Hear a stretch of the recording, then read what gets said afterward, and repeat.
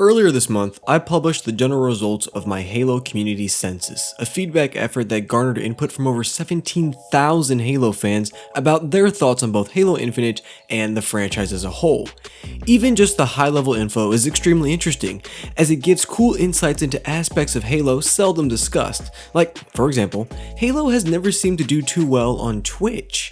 Well, almost 72% of the survey takers said they don't watch Halo live streams. That's a pretty big missed audience of core fans.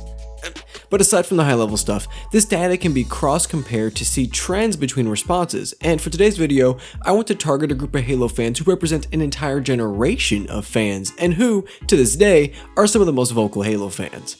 Today, we're looking at how the dedicated Halo 3 fans reacted to the census, and what they think of Infinite, and who they are. Like always, be sure to leave a like on the video to help spread it to others, and if you're not subscribed yet, tap that button and bell right now. Let's get started. I used a few simple and direct questions to collate respondees. When I run these results together, I can create these niche groups inside the grander pool of 17,000. 3 key questions ping out our dedicated Halo 3 fans. Which title was your first to play regularly? Which title had the best campaign, and which title had the best multiplayer. You can see that on all 3 of those, people who answered Halo 3 represent a notable portion of the response pool. Never quite the majority I think they assume, but not negligible by any means. But the people I'm most interested in for this are the people who checkmarked Halo 3 all 3 times. So from the thousands, we arrive at 780 respondees who I consider the dedicated Halo 3 fans, about 4.5% of the total response pool. So who are they, and what do they think about Halo? Unsurprisingly, they're a little older. They trend very heavy towards the max age range option. And while I was looking at the ages, I wanted to cross it with purchase trends. Over half of this group reports having not spent any money on Infinite Shop to date. So when you look at the other half who have made purchases, the spenders trend to be the older players. This isn't too surprising to me, as the base assumption is if you're older, you're probably working and have some form of disposable income. But for me, it helps contradict the idea that younger players always go nuts in the shop, and the shop model survives thanks to kids, quote unquote.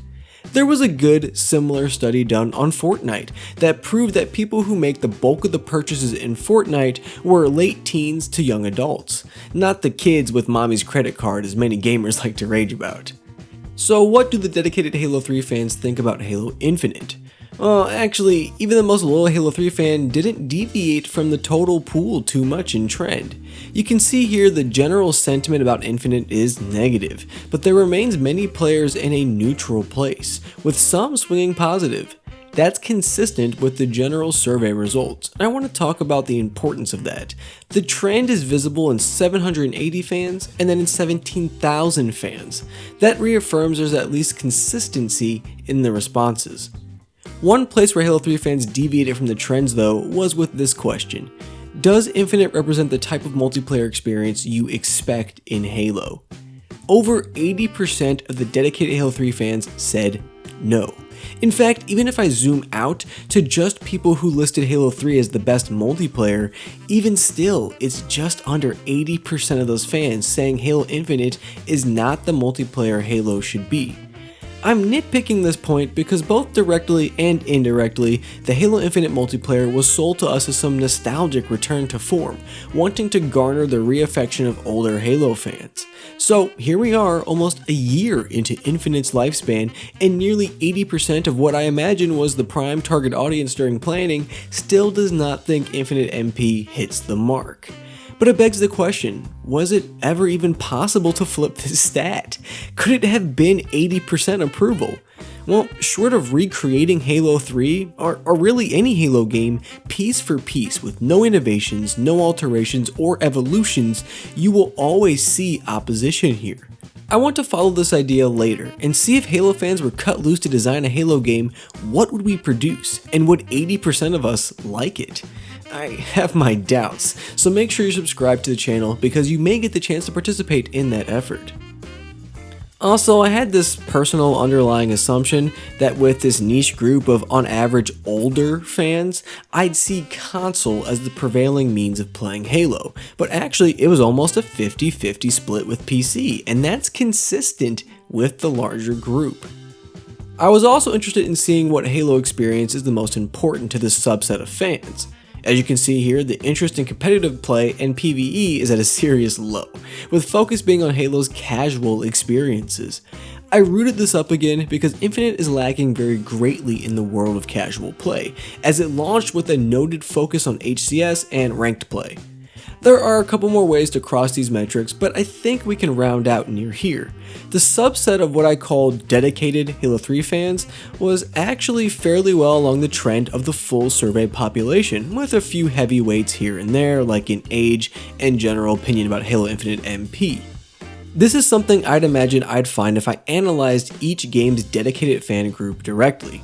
They would all trend towards their favoritism of their own games, while ironically producing the same generalist trends as the other groups.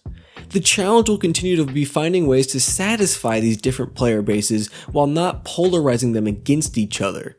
The negativity we're seeing about Infinite may very well be derivative of the fact that, as is, no dedicated fan groups have really latched onto it, so fire is on it from all angles.